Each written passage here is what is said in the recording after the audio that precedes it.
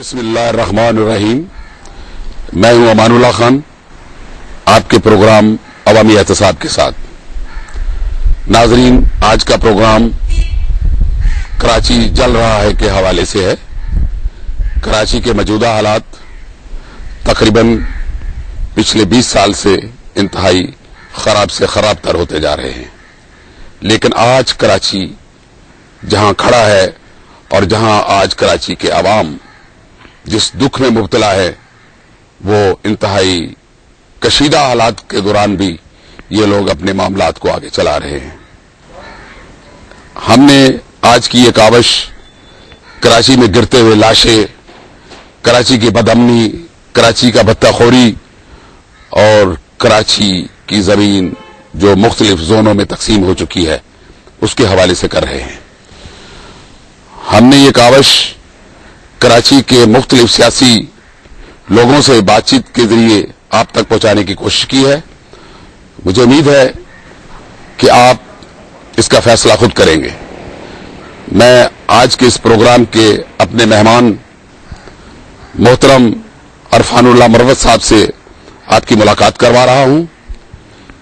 ये कराची की इंतहाई अहम शख्सियत हैं, 4 बार सूबाई असेंबली का इलेक्शन जीत चुके हैं और इसके अलावा आप यूं समझें कि पाकिस्तान की एक अहम शख्सियत सदर पाकिस्तान मोहतरम गुलाम ईसा खान के दामाद हैं और इन्होंने कराची में अमन कायम करने के लिए आज तक जो काविशें की हैं, वो इंतहाई सोचने पे आपको मजबूर कर देंगी। जनाब खान साहब, क्या हाल है? मेहरबानी, अल्लाह का फजल। ठीक है आप? अल्लाह का। आपने हमें टाइम दिया और ये टाइम की अहमियत आप भी जानते हैं और सब लोग जानते हैं। कराची जल रहा है। आप यूं कहें कि 2-3 साल जो पिछले गुजरे हैं, उन हालात को अगर हम देखें तो कराची के सड़कों, दोराहों और चौराहों पर लाशें गिरते हैं। मरने वाले को ये नहीं मालूम कि मुझे कौन मार रहा है, मैं क्यों मर रहा हूं, और जबकि मारने वालों को भी ये पता नहीं कि हम इसे क्यों कत्ल कर रहे हैं।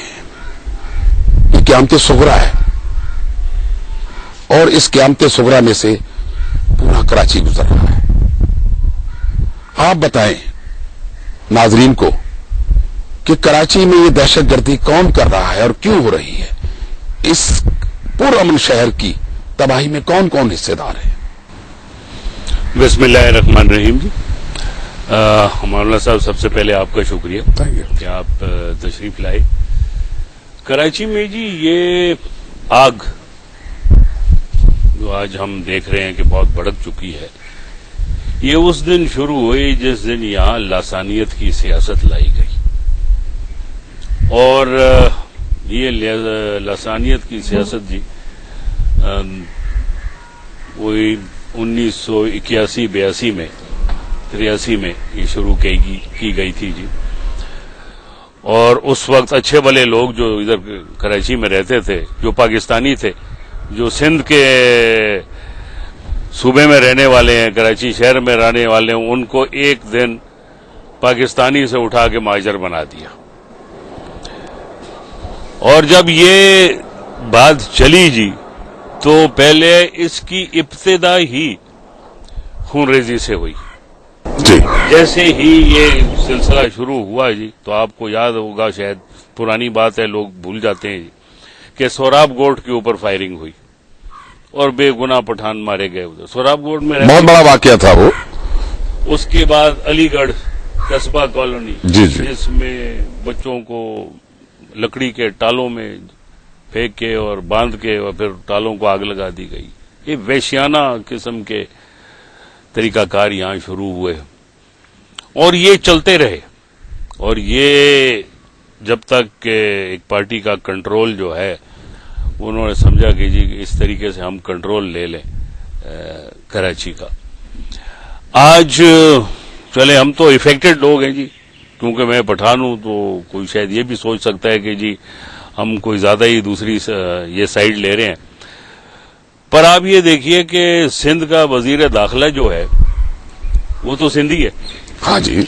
اور اس نے کیا نہیں کہا ٹی وی پہ آ کے، اس نے کہا ہے جی کہ میں پھر سے ذرا دوہرا دوں، ہاں آپ کہیں، اس نے کہا ہے جی کہ وہ پارٹی جو اپنے آپ کو کراچی کی سب سے بڑی پارٹی، اس کا مطلب تو ہوا نا ایم کیو ایم جی، وہ ٹارگٹ کلنگ میں انوالوڈ ہے، اور ان کے کچھ پتہ مجھے یاد نہیں کتنے لوگ جو ہیں ٹارگٹ کلر پکڑے ہوئے، 26 لوگ پکڑے ہوئے، 26 لوگ پکڑے ہوئے بھی ہیں، اور یہ بھی کہا کہ بتے لیے جاتے ہیں اور اسی پارٹی کو دیے جاتے ہیں۔ وہ چیمبر آف کامرس والوں کو انہوں نے بلکہ یہ کہا کہ آپ لوگ خود جمع کرتے ہو اور انہیں دیتے ہو، اور انہیں جا کے دیتے ہو۔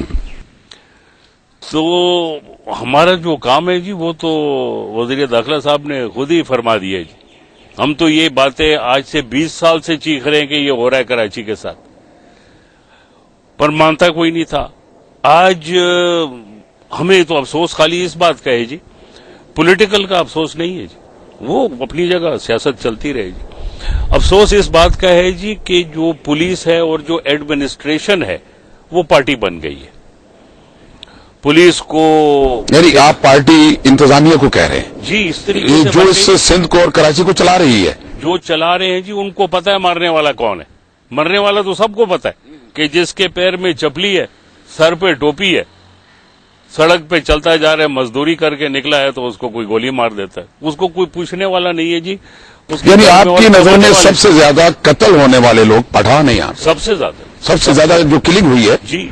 اور پھر مجھے بڑے افسوس سے یہ بات کہنی پڑتی ہے جی کہ پچھلے دنوں ایک آپریشن ہوا ہے، رینجرز نے ایک آپریشن کیا، ہاں چند مخصوص علاقوں میں جی، اور وہ ایک علاقے میں جی، ایک علاقے میں کراچی کے ایک علاقے میں ہوا جی، اور جس علاقے میں پٹھان رہتے ہیں، ہزارے وال رہتے ہیں، وہ بھی اسی صوبے کے رہنے والے، بالکل رہی فرنٹیئر کے، اور بلوچ رہتے ہیں، اور کوئی 650 لوگوں کو گرفتار کیا گیا، عورتوں کی بے حرمتی کی گئی۔